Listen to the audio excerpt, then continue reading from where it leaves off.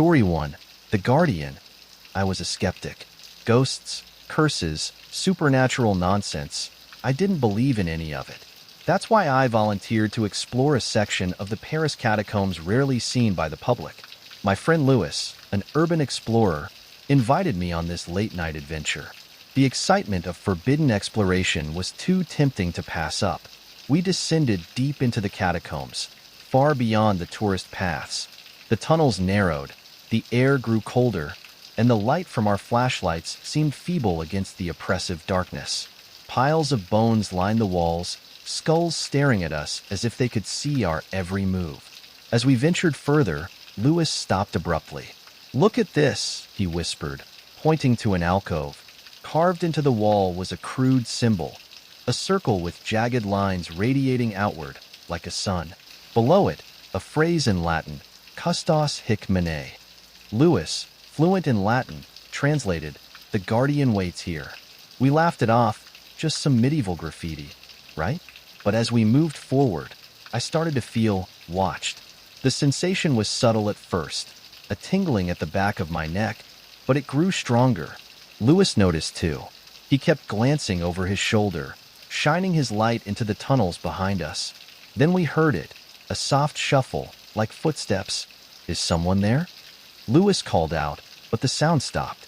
We kept walking, but the shuffling returned, closer this time. Our laughter faded into uneasy silence. Finally, we turned a corner into a cavernous chamber. The symbol was etched into the floor, larger, more detailed. Louis crouched to inspect it, his voice trembling. "This isn't random. It's a warning." Suddenly, the shuffling erupted into a frantic, dragging noise. I turned my flashlight toward the entrance and froze. A shadow moved, crawled, into view. It was hunched, its limbs impossibly long, its face obscured by the dark. Louis screamed and bolted, but I was rooted to the spot. The thing moved closer, its face emerging from the shadows. Empty sockets stared back at me, and its jaw hung open, revealing rows of jagged, broken teeth. The air around me turned icy, and I swear I heard a voice in my head whisper, "Leave." I don't remember running. I don't remember climbing out of the tunnels. But when I came to, I was outside, shaking uncontrollably. Louis was never found. I don't know what I saw that night, but I know one thing. The catacombs have a guardian, and it doesn't like visitors. Story 2. The Endless Corridor. It was supposed to be a quick tour. I was a history major on exchange in Paris, and the catacombs had always fascinated me. I joined a small group with a local guide, eager to see the ossuaries up close. But curiosity got the better of me. I lingered behind, taking photos of the skull-lined walls. The group moved ahead, their voices fading. I wasn't worried. I knew the path we were on, or at least, I thought I did. When I tried to catch up, I realized the tunnel looked different. The walls seemed closer together, the air heavier. My calls echoed, but no one answered.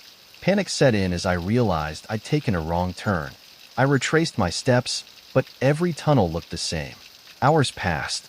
My flashlight began to flicker, and the silence became oppressive. That's when I heard it. Faint whispers, just beyond the edge of the light. "Hello?" I called, desperate for a response. The whispers stopped. Then they started again, louder, surrounding me. It wasn't a language I recognized, just gibberish, overlapping voices that filled the air. I ran, my heart pounding, but no matter how far I went, the whispers followed. Finally, I stumbled into a larger chamber.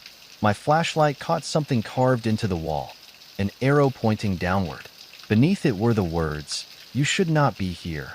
Before I could react, my flashlight died, plunging me into total darkness. I fumbled with my phone, desperate for light, but it wouldn't turn on. The whispers grew louder, turning into guttural growls. I screamed, stumbling blindly through the dark. I don't know how I got out.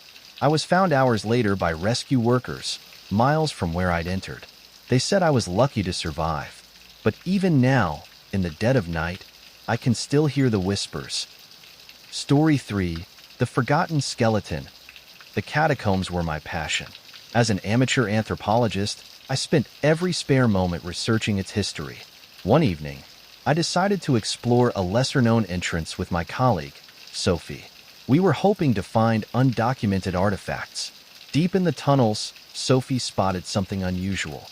A skeleton sprawled on the ground, not arranged like the others. It looked fresh, the bones slightly yellowed. Oddly, its skull was missing. "I'm going to document this," Sophie said, kneeling beside it. As she examined the bones, I noticed something odd.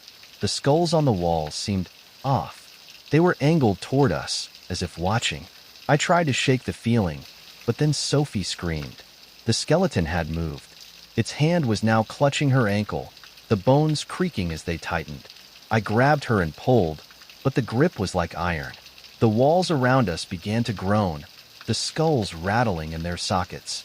Sophie screamed again as the skeleton dragged itself toward her, its empty neck socket somehow fixated on her face. I don't remember how we escaped. Sophie hasn't spoken a word since, and I've never gone back. But I still dream of that skeleton, crawling toward me in the dark.